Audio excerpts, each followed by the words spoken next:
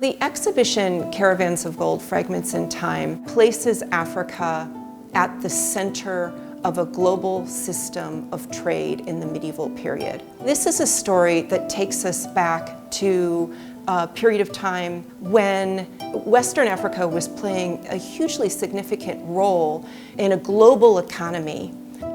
This is a small piece of glazed porcelain from a small bowl, and it's the sort of the upper edge of that bowl.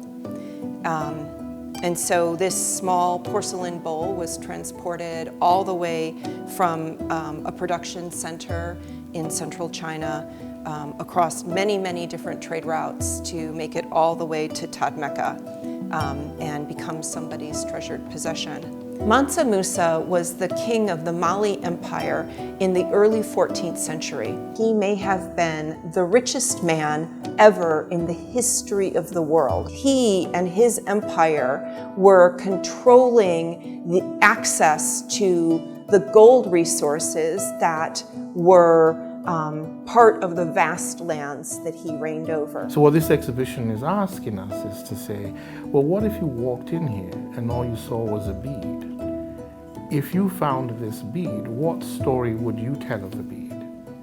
And for the first time, perhaps, one then has to examine these two unconscious narratives in this creation of a third narrative, so that one inserts themselves not from the position of privilege, but from the position of a kind of curiosity. And so that's all we can ask, that you come here curious.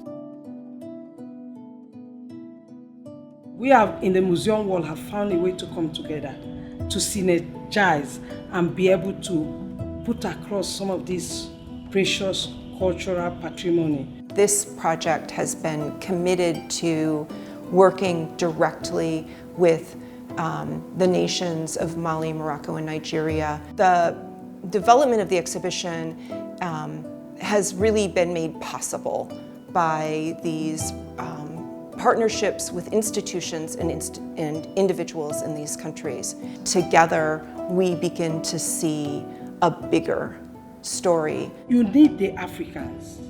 You also need the community, because some objects were used in a different way in the past. The way it's used today is different from the past.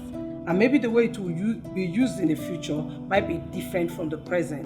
So these are some of the things we need to learn from each other. This exhibition is about putting Africa at the center of the world so that we might better appreciate its importance and relevance to our world today.